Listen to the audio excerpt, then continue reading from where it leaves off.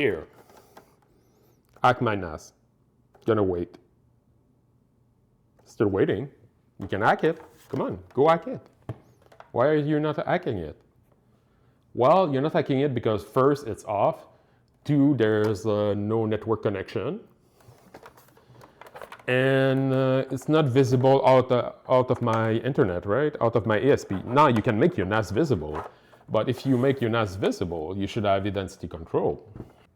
But after like seeing the Gamer Nexus video, I have a lot to say. Am I qualified for it? Yes, I am. Way more than like I care to admit. Okay, so let's talk about why C-22 is a bad idea. Yeah, it's water, but I feel after watching that video, I probably need something stronger. Okay, first thing first. Okay, small detail. I'm a YouTuber, but I've been working for maybe 22 years in an IT department. It's giving me a different perspective about that story. And let me tell you why. Now, the first thing that made me jump in the video is when the minister announced it about C-22 and he said a lot of police force in the country, especially the Toronto police, asked for stronger measure. I'll say the word measure. My heart stopped when I heard that.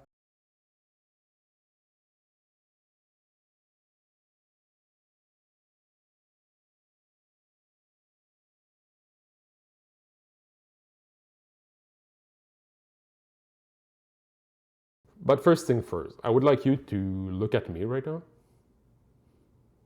And let me like make things even easier for you. Like, let's make things way easier. Look at me for like 2 or 3 seconds. Yep, I'm basically what you're imagining when we're talking about an IT guy. I'm white and not part of a marginalized group. Now, let's talk first why it's a bad idea to get more data and profiling and ID verification and like. So when I saw the video, the first 2 things I did is first I went on Gamer Nexus store, bought a t-shirt and a mud mat. But in the case of the Gamer Nexus, it's probably the first time I bought a YouTuber product. And why? It's because when I look at like the reporting, like they still do amazing reporting, you know, about computer case and tech news. But the deviation they took with their new channel about, you know, consumer right, RAM cartel, surveillance, and things like that is something that, like, if the best hardware reviewer is basically saying, like, whoa, for people that don't follow, like, tech news, you know what, guys? Maybe we should look into it a little better before doing something. Well, you should listen. Like I said, for the last 20 years, I work in IT in my day job. I'm on the database side, but not on like server or securing the data, not like on the design part, but mostly on the reporting side. But why does it matter? Well, because I have access to a shit ton of private data. That's basically the gist of it. So every time, like, and if we're internally, honestly, my IT department is amazing. We have like a database. We have a database agent, the one that secure the server, create a server with insane work ethic and productivity. And people really, we have a small team, but the people really know their shit there. And they're very competent at their job. But like most departments, we get overworked. So, you know, small team are great because, you know, like maybe you have 5 programmers. So you're like, okay, well, because I don't have like 3 offices in 3 countries, if there's a problem, when it's a software that's like built internally, I was like, but I'm friend with the main programmer. I'm just gonna send them a message and be like, do you have the schema for that? Because they asked me to link those 2 like software and I don't know how to connect them. And it's like, oh yeah, you need this identifier in one database, this identifier in the other, but actually like, because you're nice and because we're friends, give me 30 minutes, I'm gonna make a view that's gonna connect them straight into a table for you. And you won't need to join anything. You're just gonna have to read that view from one table, and it's gonna be fast, and it's gonna be updated overnight. Love it. This makes job easy. An example, as being the person that's gonna have to do the reports. Now, there will be many different levels in an enterprise of data that you need access to. If you are the sales department, you probably want to have access to the client list, the sales number, by trimester, by year, by fiscal years. And that makes sense. So if someone's like, oh, do you have the sale? Like maybe they have a software and they can see their sale in real time, so you don't have to do anything, right? And that's great until that software doesn't work. But maybe they're like, hey, so I would like to have the sales department. I would like to have the sale over 10 best product in the last 5 years. Okay. So how do I manage that ticket? Well, because it's sale level, there's nothing really confidential if they don't ask me that they need the client list. So at this point, that person is in the sale department, they want the sale number, and I verify their identity that like, I go check in the Exchange system or account system or Active Directory. Okay, there's really, well, if it's by email, I'll gotta check like, the email of my organization, is it really the email of that person? What is the email of that person? Then I can check like what kind of software she or he has access to. Then like, do I need to do it? If you're a bigger department, maybe you have some kind of validation department where you're like, before you send any report, we want to validate the ticket first in the help desk, saying like, yep, this is approved, you can do it, or no, we cannot give you access to those data and I don't do it. But the reality is that if you're a very small department, at least for me, I'm basically well, no, not really. There's maybe 2 or 3 people that could pull the data, especially if I'm on vacation. But the reality is that those people are super busy too. So if I'm not there, because our DBA is amazing, it's just gonna be like, yeah, Fred was not there, so I did that script and send them raw data like in Excel or something like that.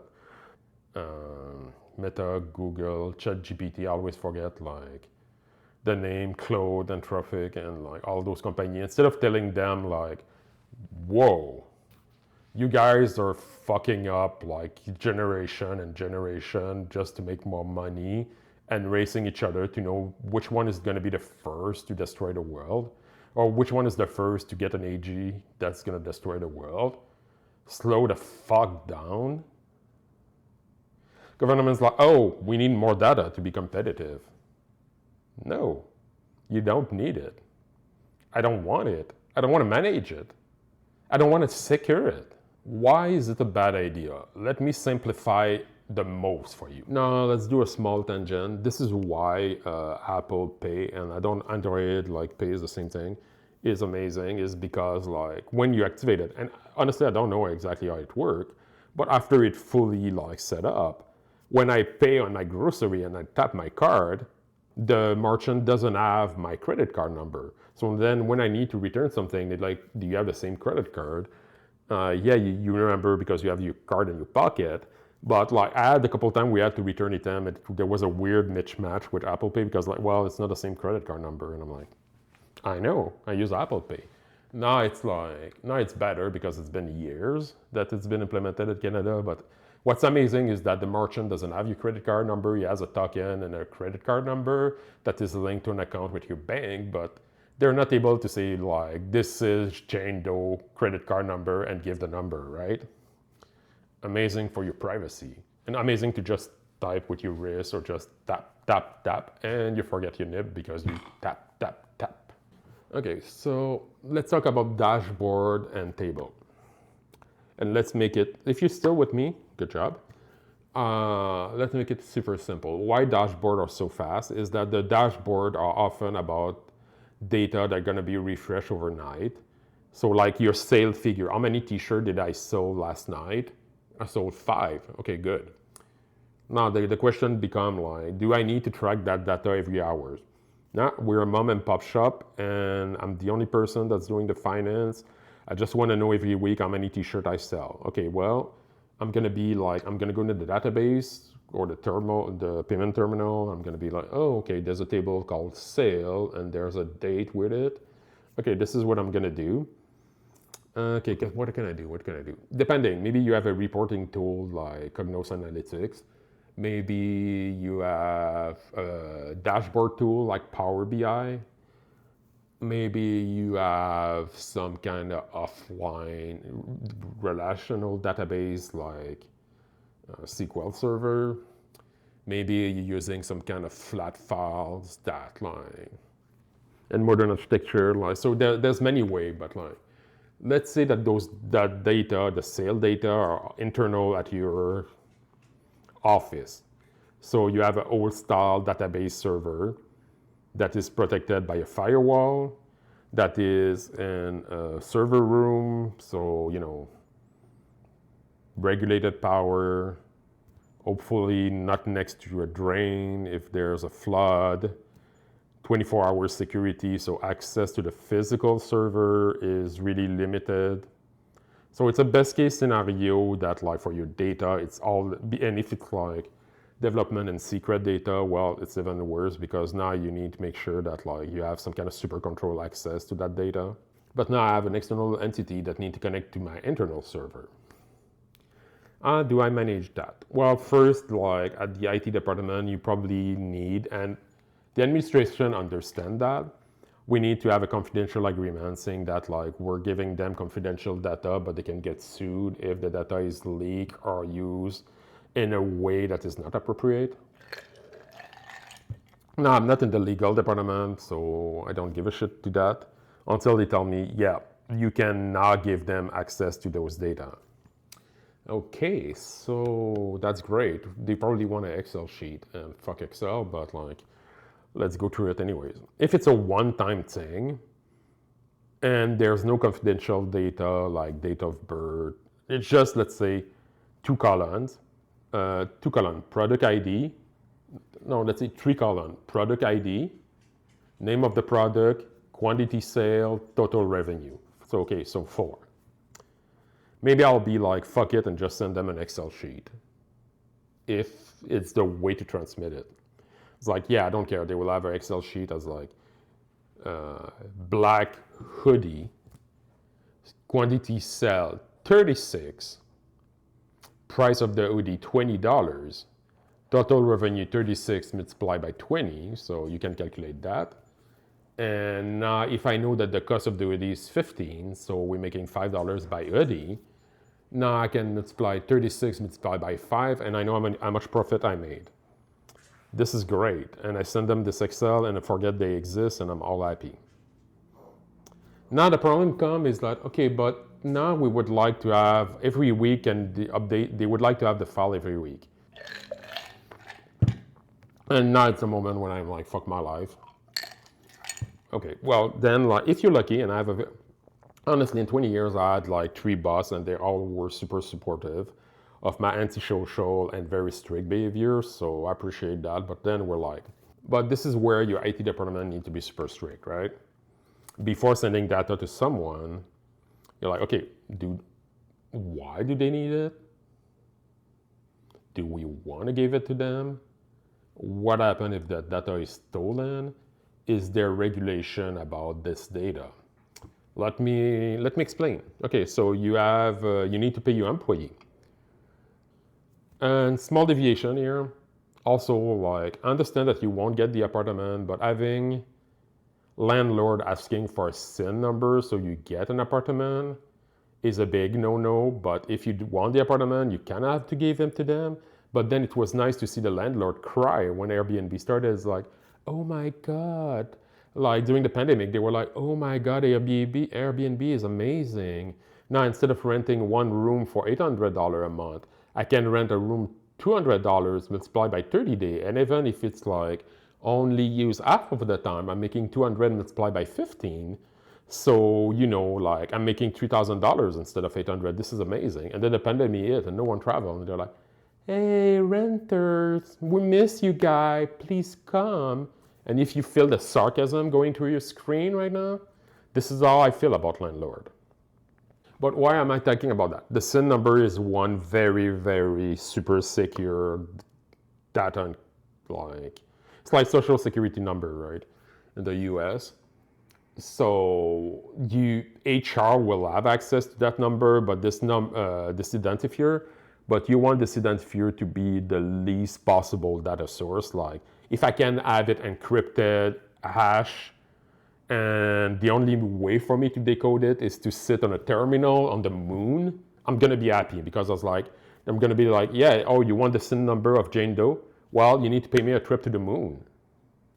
Someone put me up to date and was like, okay, they serve blah, blah, blah, software, database, and then like our database admin, because that person is competent and he knows stuff, is like, okay, well, we're gonna extract a flat file that will import in a database server. They will have access to a DMZ.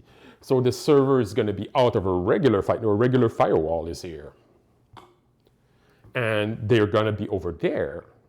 And they're gonna need to use some kind of VPN connection to connect to it, import data, and then they will have confidential agreement to like be able to get this data refreshed, right? 3 times a year. Yeah, it's a pain. I'm still doing it manually for the flat file. But what I like about it is that, yeah, I could connect it directly to the database if I had time or interest. But why is it the correct way to do it? Okay, so what happened if that organization, we could get hacked. They could get hacked. Assume that everyone get hacked and just pay. But this is why. Okay, so the server get compromised. They leak all the data. So what do they have? They have the 7 table they ask us for with data for 7 years. That's all. And they have, maybe they were able to steal the password and the identifier to connect to the database server. But again, it's not that we don't care. Of course, we'll erase that server and throw it in the chute. We'll erase that server and throw it in the garbage can, and recycle it. But the reality is that because this is the server they access, this is a fucking firewall. Yeah, it's not going in, right? Now, of course, the problem, this is not the main security issue. The main security issue would be stolen credential and slowly escalating, right? It's so complicated, and I'm gonna get a drink after that. Yeah, I have a problem with the report you did 3 years ago that is still in production that I check every day, and I'm like, okay, yeah, it's me. And I know, I kind of dread going to sit and team with that person, not because I don't want to do a bad job, but because I know that it's not gonna be a trivial problem. It's gonna be like, okay, I have like 20,000 users. I check them all manually while we had to go through them.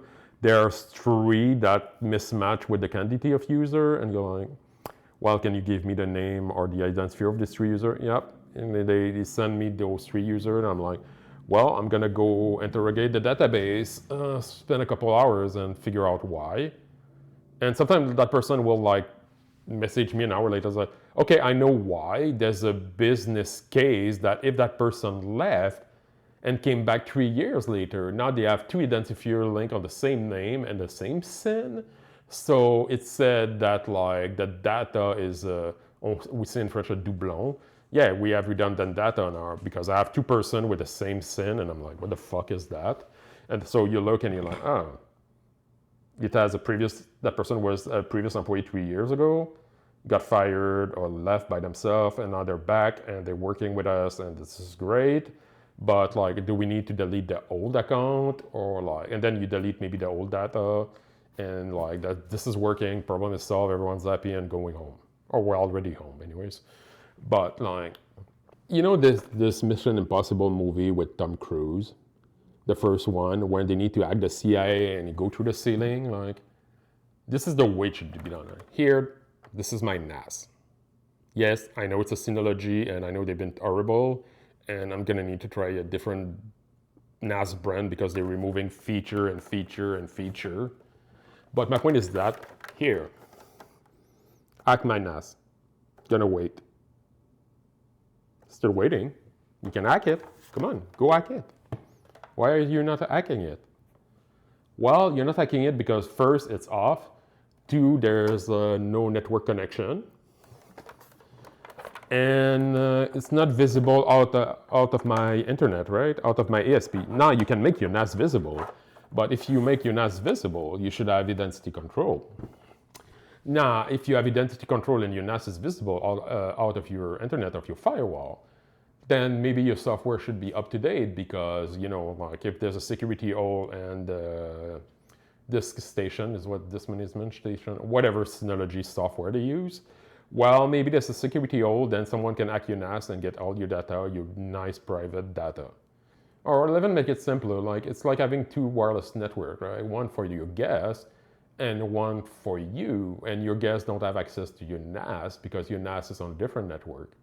I'm not sure if like your guest is a hacker or someone with IT with very good skill or someone you trust, they could eventually breach your Wi-Fi and they can, road drive and have a big antenna and a Pringle can and just, like it, with enough time and energy, everyone is hackable. But my point is just like, if you want to break to this NAS, well, you need to break into my apartment, you need to steal my NAS and bring it with you. And then it's like, okay, well, then we'll have you on camera stealing my NAS. Then you will realize that the data on it is very boring. But if someone is motivated enough, that maybe someone will still be able to hack it, right? But that's the whole point of C-21. It's like now you're asking the mom and pop shop to have all those data, and you know what's going to be applied is the laziest software solution where someone's going to go through a vendor, but the VPN are like, I don't want to log all that shit. And that's the whole point of the VPN, right? If you want a VPN to get your privacy, you don't want them to log. But of course, there's limitation of that VPN. It's like, oh, we're a no-log VPN. Okay, but did you do a security audit? Because you can say you don't log things, but sometimes we find out that you actually do. Or you still have server that manage connection, and they need to log the connection for, other purpose. So,